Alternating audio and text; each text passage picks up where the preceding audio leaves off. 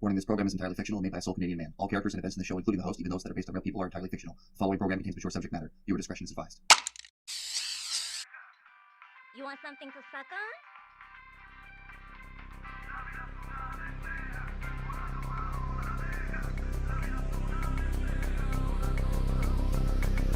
on? Tired of that dreary Liberty City skyline? Don't want to have to dodge bullets to enjoy your day at the beach? Then come to Vice City and enjoy the relaxing, shark-infested waters of Ocean Beach. Feel safe and secure with our expertly trained beach patrol, who only spend half of their shifts drinking coffee at their headquarters, 5 minutes from the water. Stay at one of the many famous hotels lining the eastern boardwalk, or take a walk along the oceanfront. Just stay out of the central apartments. Who knows what goes on over there? Don't know where to park that multi-million-dollar yacht that your daddy left you? No problem. Store your extravagant marine vehicles at our luxury dock next to the likes of famous Central American dictators, and afterwards, cross the street to visit the amazing Marina Sands, where such icons as Phil Collins have stayed. Although you can't afford it. This sounds really nice, but I'm an American. How am I really gonna feel safe in such a laid-back place if I can't get my RPG-7 past security at Escobar International? Not to worry, chap. Like any good American neighborhood, Ocean Beach has its very own ammunition, so you can stock up on all your anti-personnel needs before enjoying the rest of your day gorging on fast food and cheap liquor. And don't worry, after you pass out from exhaustion, the nearest paramedic will safely escort you to the Ocean View Hospital, where you'll be back up and ready to spend your money just across the street at the Washington Mall. So what are you waiting for? The ability to afford it? Don't be a baby. Book your flight to Vice City today, and make the most out of your midlife crisis in Ocean Beach. Brought to you by the Vice City Tourism Board. Warning, Ocean Beach is dangerous and you should probably stay away. BCTV is not responsible for any injuries, maimings, involuntary spasms, decapitations, or deaths, which may take place while visiting Ocean Beach. You have been warned.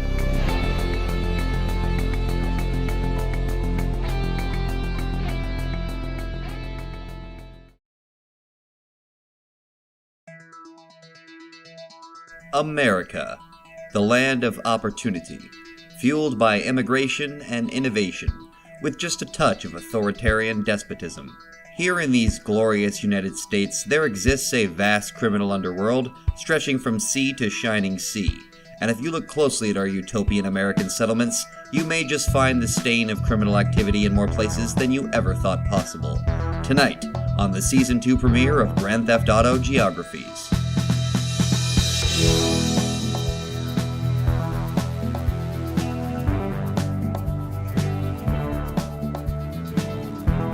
Good evening, and welcome back to GTA Geographies, with me, your host, Guiness Walker. I hope you brought your sunscreen, because tonight we finally arrive in sunny Florida for our first glimpse at one of America's most iconic oceanside cities. We'll find sun, fun, and plenty of guns down here in Vice City as we peruse the comparatively vast, diverse, and tropical neighborhoods of this town plagued by violence and recreational drug users.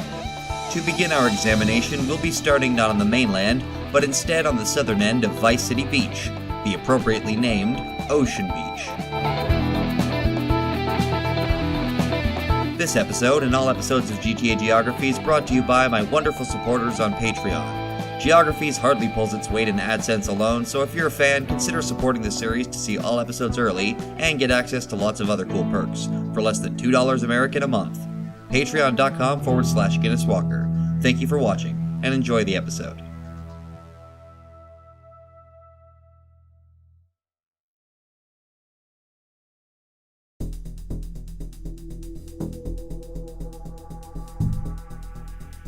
Ocean Beach, 1986.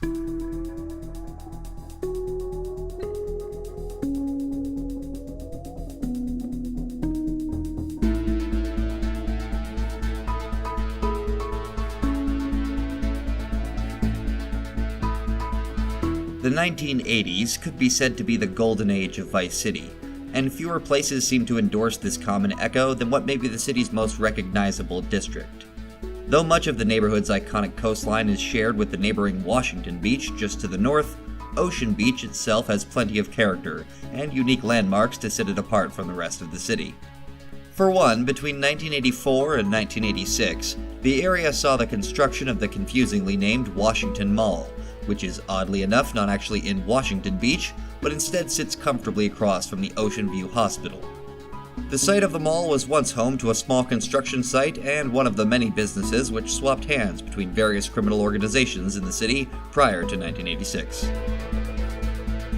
Many fascinating and unique buildings are scattered throughout the district, with several of them on the famous Eastern Boardwalk, where many hotels offer overpriced, dingy lodgings for the most financially vulnerable of tourists. Walkability, something many American cities lack, and a trait that Vice City, and Ocean Beach especially, takes to heart. From the rounded southern roads curling up and around the islands to pedestrian malls, oceanside walkways, and ample parking, the streets of Ocean Beach are surprisingly welcome to the average person, almost as much as the average car.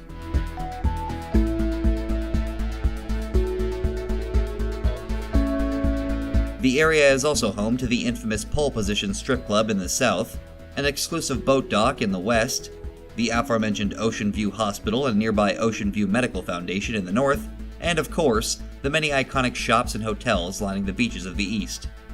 In addition, the city's one and only lighthouse lies in the district's southwest corner, lighting the way for weary, drunken sailors returning from their latest soiree in Cuba. We considered showing you footage of the city post-1986, and then we remembered that nobody cares, and that there is no conceivable way we'll be seeing this particular city anytime soon.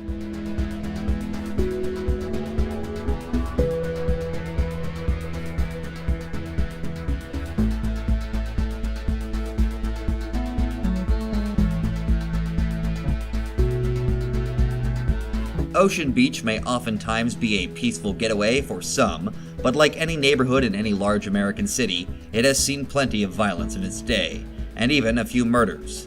In 1984, when the city was experiencing a boom in criminal enterprises in nearly every neighborhood, Ocean Beach had at least 4 different businesses which changed hands, and even purpose several times prior to being demolished, to make room for more commercially viable endeavors. One such business was located at the site which would later become the Washington Mall.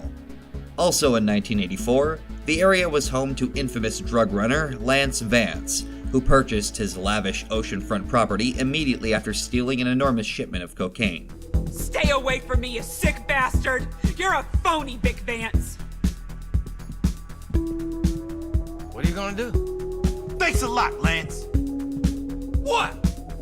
Listen, who cares? It's my coke. It's all my coke, and I'll do with it whatever I damn well please. Lance's presence in the area would bring police chases, gang fighting, and drug-fueled benders along the waterfront, all in the space of a few months, as he and his brother Victor, head of their drug-running organization, made their mark on the criminal underworld.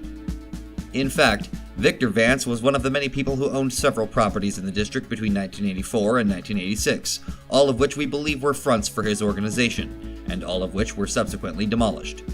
Victor also brought violence to the area when he served as a muscle man for the film director and future radio host Rennie Wasselmeyer, who had fallen into the crosshairs of the Mendez cartel.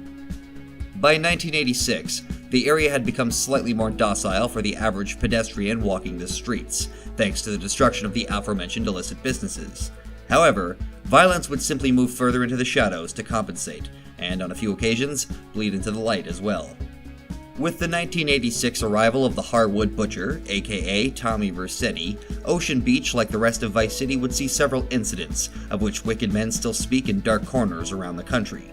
Vercetti's personal lawyer, Ken Rosenberg, even had his office in Ocean Beach, from which Tommy would first be introduced to other key players in the city's criminal underworld, such as the business magnate Avery Carrington. Son, you help me, and any greaseballs giving you a hard time, I'll see to it they take a long dirt nap. In fact, when Vercetti first arrived in Vice City before becoming the king of crime, he would temporarily reside at the Ocean View Hotel on the Eastern Boardwalk, but it's unclear for how long.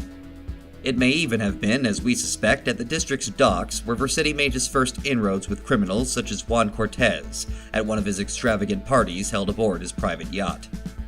As anyone who knows the story of Tommy Vercetti should know, and for those who don't, you can check out our episode of GTA Biographies on him here, the Vercetti empire grew incredibly fast, even for an organized crime ring, and eventually, Ocean Beach, like all neighborhoods in Vice City, would be populated by fronts owned and protected by Tommy's men.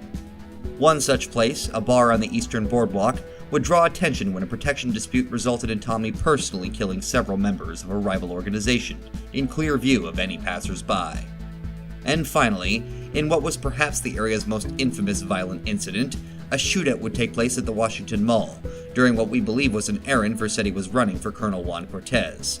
Exactly what the shootout was about, or why it took place to begin with, remains unclear, but in our investigations we learned that somehow the French police were involved, but we aren't at liberty to say more.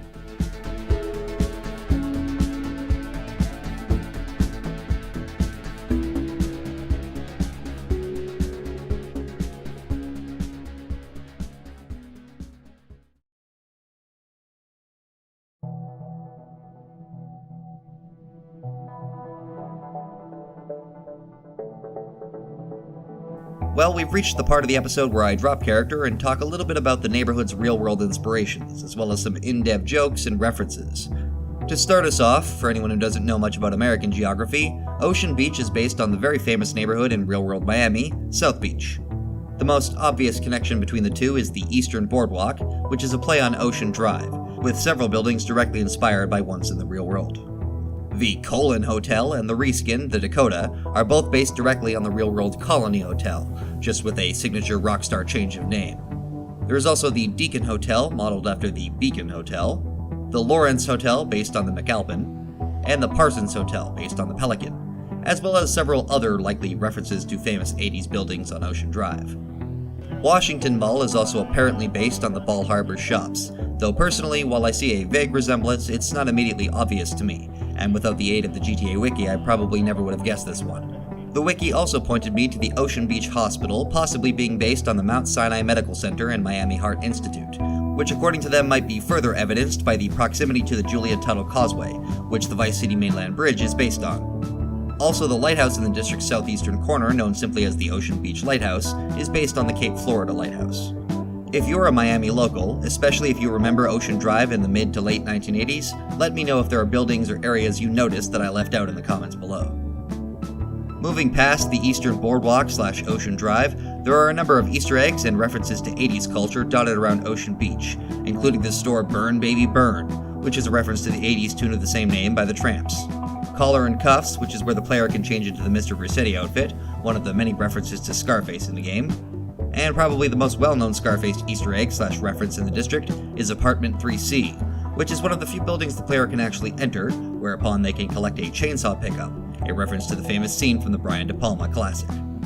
There are also a number of shops with the classic Rockstar humor in the area, such as GR Golfing, get more out of your wood, Jack's Prosthetic, it won't cost you an arm and a leg, and even a place literally just called Rockstar Video Games, with pictures of the GTA 3 character art in the windows of the shop.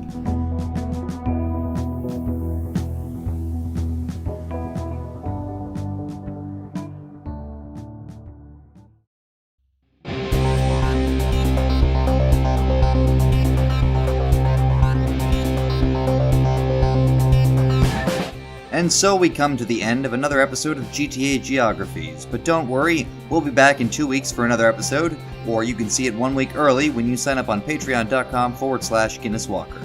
I'll see you next time, folks. Thanks for tuning in, and I hope you've enjoyed the format tweaks as we move into Season 2. Let me know what you're looking forward to the most this season in the comments below. I'm your host, Guinness Walker, and I'll see you next time in Washington Beach.